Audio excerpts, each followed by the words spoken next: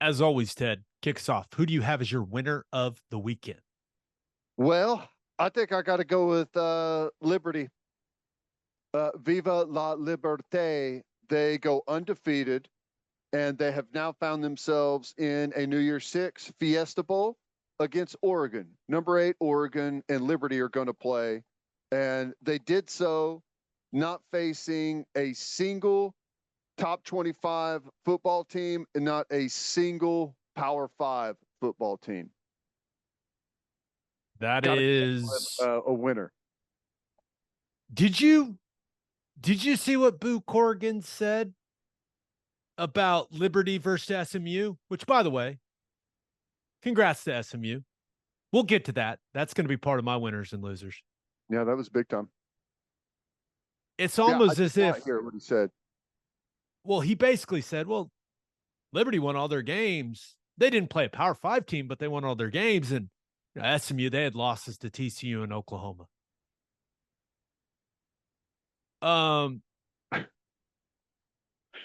Did anyone watch their game against Oklahoma?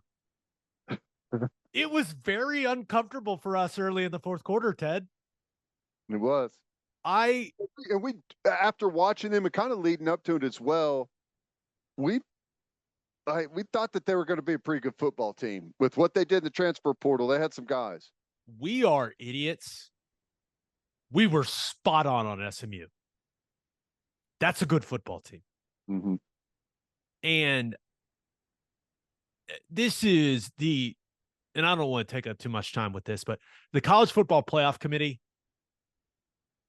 I think it needs to be overhauled. There need to be more football people in that room that can come out and explain with concrete reasoning why one team is in and why one team is not. I want someone to come out and to give me reasons why Liberty is in and why SMU is not. Because if one of those reasons is, well, SMU, they played a couple tough opponents in TCU and Oklahoma, and they lost those games, there needs to be a back and forth of going, wait, are you punishing them for playing good games? Meanwhile, you're rewarding Liberty for playing this cupcake-ass schedule? Is that what is happening here? That back and forth needs to happen. It's ridiculous that we have allowed the College Football Playoff Committee and the messaging from the chair, all this stupid stuff where they say nothing. It's insane that we've allowed this to go on for as long as we have. Yeah. There needs to be more transparency, man. It's ridiculous. There's way too much on the line here for them to trot out someone like Boo Corrigan going, well, we felt, Liberty was in and SMU was out. We need reasons, man. Here's what I would suggest. I would suggest the BCS formula and the committee has to, if the BCS, let's say the BCS formula today spit out Florida State in the top 4 over Alabama or over Texas, when it doesn't really matter who. They should go with the BCS, and if they don't, they have to veto it, and they have to come out and explain, with very, you've got to lay your case out, not just we thought that. You have to be able to actually give a reason as to why the BCS is wrong, what the formula is not picking up on. And I think a lot of people probably like that. I've heard a bunch of people say they never should have scrapped the BCS formula. They should have just taken the top 4 teams with it. Because then there's really no argument. It's like it spits out the number. It is what it is. We live with it. But I don't know. Congrats to Liberty. Hey, Jamie Chadwell's a hell of a football coach. Yeah. I mean, with what he did at Coastal Carolina, what they were accomplished this year. Caden Salter is a fun quarterback if you haven't seen him play. Dual threat guy. I think he had 1,000 yards rushing. this year against a bunch of bad football teams, but still, hey, I don't If think that Oregon game's going to go very well for him. No, that's what I was about to say. If Oregon has, like, if everyone shows up to play that football game, I could be wrong, but I feel like that's a massive beatdown waiting to happen. Yeah. Anything else on that whole situation? Congrats No, to Liberty, though. congratulations. Even though it was received with a universal, really? That's what we're doing? Right. Okay. Who do you have as your loser of the weekend? Heisman voters? Who's the best player in the country? Jaden Daniels, I I don't know. think. I don't know.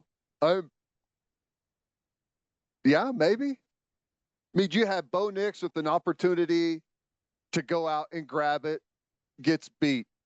You got Ollie Gordon with an opportunity against Texas and that front seven to put out a performance that maybe elevates him. Milroe thought he earned it with the win against Auburn on the 4th down, 4th and goal, and he backs that up with going to beating the team that's won 29 straight. I don't usually you can point clearly to who the best player in the country is at this point in the year. And right now, I have no idea who that is. LSU lost its toughest non-conference game. It lost its biggest division game. And I think he's going to win the Heisman Trophy. Now, his stats are unbelievable. They are. They're unbelievable. And I think if you plugged him on a lot of teams across the country, those teams would be much better with what he's able to do, throwing and running. But when's the last time LSU played what you would qualify as a meaningful game? The Bama game? Well, last year in the SEC championship game, we got routed. I don't know. Yeah. They lost to Ole Miss, Bama, and Florida State. Like, where's the high? Like, typically you have some type of Heisman moment. Where's the Heisman moment? It's just the overall season, I guess. But even like, I don't know. That's what I'm saying is, you could make that case, and I can't really argue that he's not the best player in the country, but it's not like a very compelling Heisman candidacy. You know what I'm saying? He's not sitting there at the end of the season hoisting the conference championship MVP and championship trophy, saying we did it. We're going to play for a national championship. I'm the best player in the country. We don't have that right now, other than maybe Milroe. But people are going to get. I mean, he's not going to get voted for that, and I don't think that he is the best. He's not even going to be there. He's not going to be in New York City. Does Bo Nix still get the invite? I think. Daniels, Nix, Penix? Maybe it's Penix. I don't know how the voting is going to go. It may be really close across a couple of different guys. I don't know. That's what I'm saying is I think it's just maybe the strangest Heisman ending to a season we've seen. I would say it's as least passionate as I've felt when it comes to backing a candidate. Yeah. Which I don't know what that says about me or what it says about the season. I don't know either. You go back and you think RG3 winning the Heisman, 3-loss team, but he beat us. Like he had that moment. And it's like taking a team from somewhere they've been a team like that was Baylor coming out. They had never been very good before that. Well, they hadn't been very good before that in a really long time. Right. And it was like a huge national story.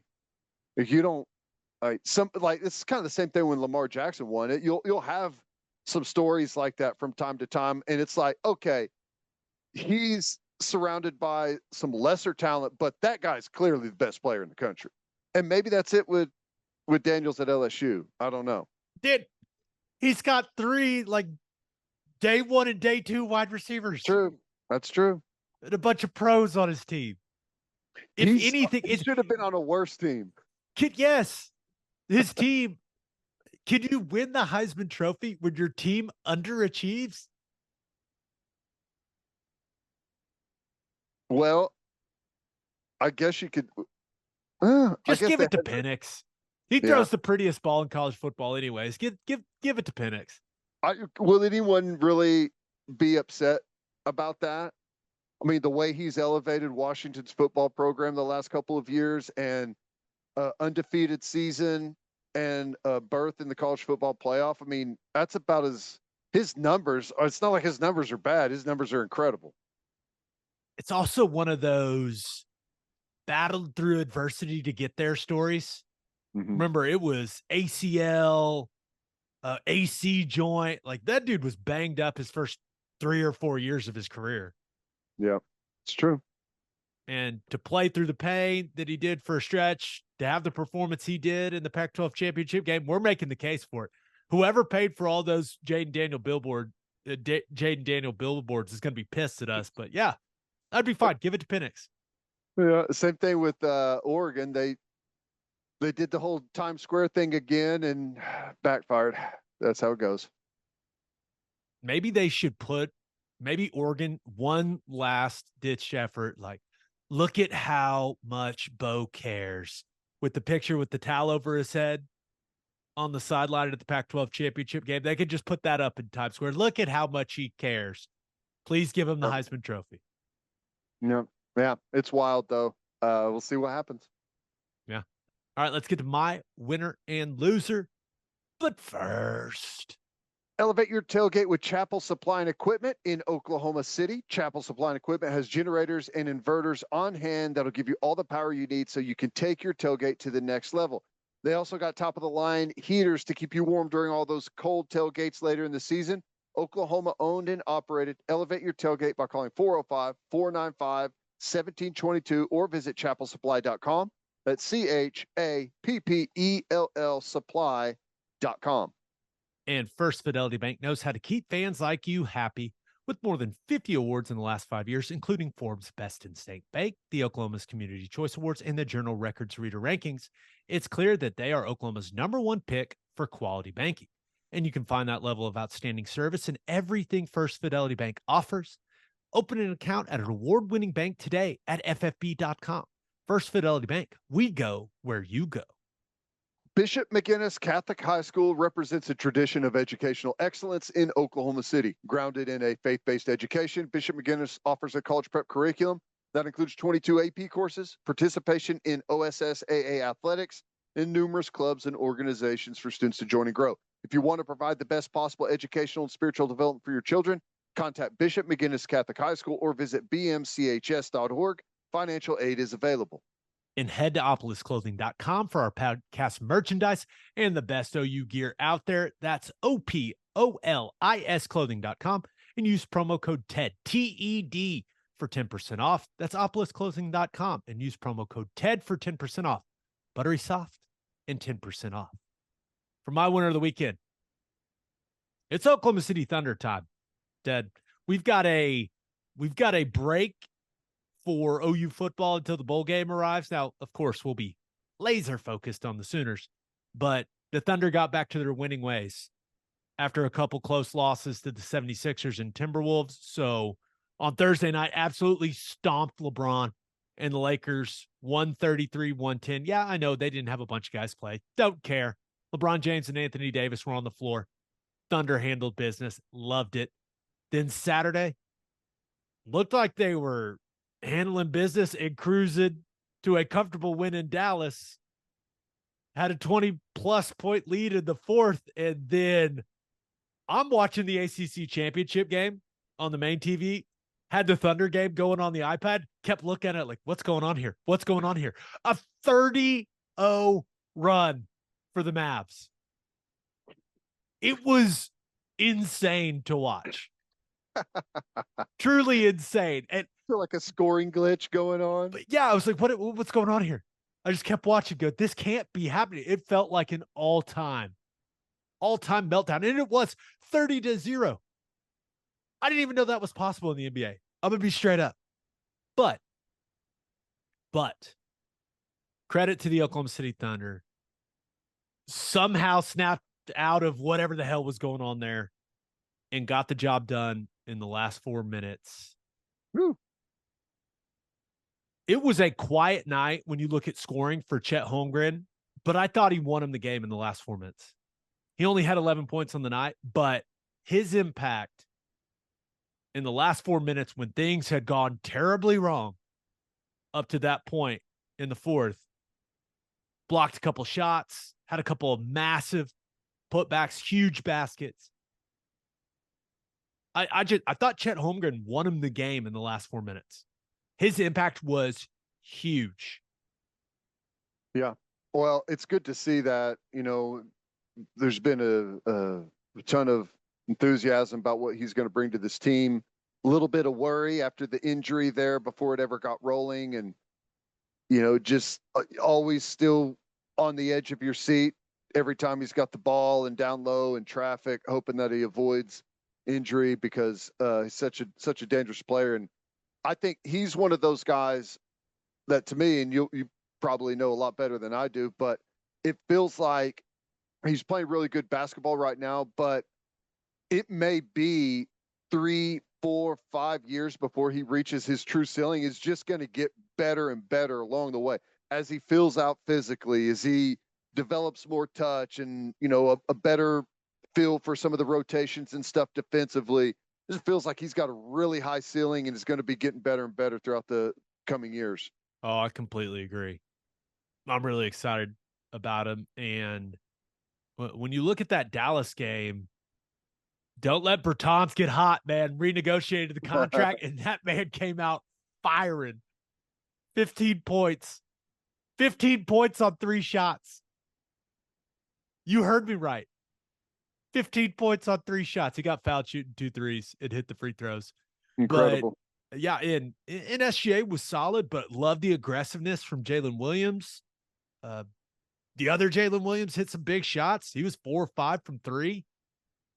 And this is a conversation surrounding this team right now.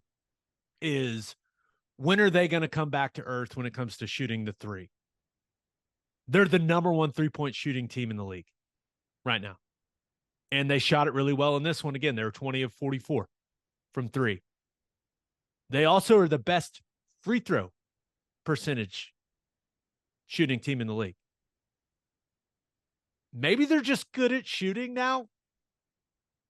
If you're the best free throw shooting team in the league and the best 3-point shooting team in the league, I think you're just good at shooting the basketball. I think that's what that means. If those two things hold, you've got a dangerous basketball team on your hand, especially in this day and age. That's impressive. If there's 2 places that you want to, say we lead the NBA, those are 2 really good ones. You look at it, you pull up the standings. Oklahoma City Thunder, lot of season left. Currently the 2 seed in the West. Currently the 2 seed, only 2 games back of the number 1 seed Minnesota Timberwolves. How about that? Yeah, it's wild. There's a new.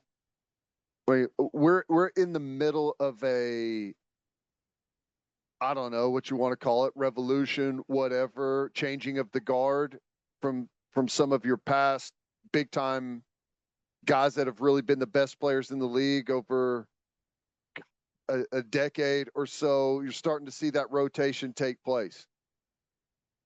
A lot of basketball to be played, and you got to stay healthy, but feeling pretty good about the Thunder being a top 4 or 5 seed. Especially as young as they are. Going to be such a fun season. I can't wait. All right, for my loser of the weekend, Tulane. 26-14 loss in the American Conference Championship game. And remember, the American plays the conference championship game at the 1-seed stadium. So they lost the game on their own field to SMU, who was playing with their backup quarterback. And then their coach left for Houston. Just an awful weekend for Tulane football. You lose the conference title game on your own field to a team with the backup quarterback, and then Willie Fritz takes the Houston job. Not what you're looking for there, Ted. Yeah, and I'm sure on the Tulane message boards right now, the top hit is Willie Fritz didn't care to prepare for this game. You know, all of those sayings, you know how that typically goes. But Tulane, really good football team, built a great program there. They're athletic. They're good on both sides of the ball. They're really good at quarterback. He did a great job there, and I'm assuming he's going to do a really good job at Houston. Yeah, we'll see.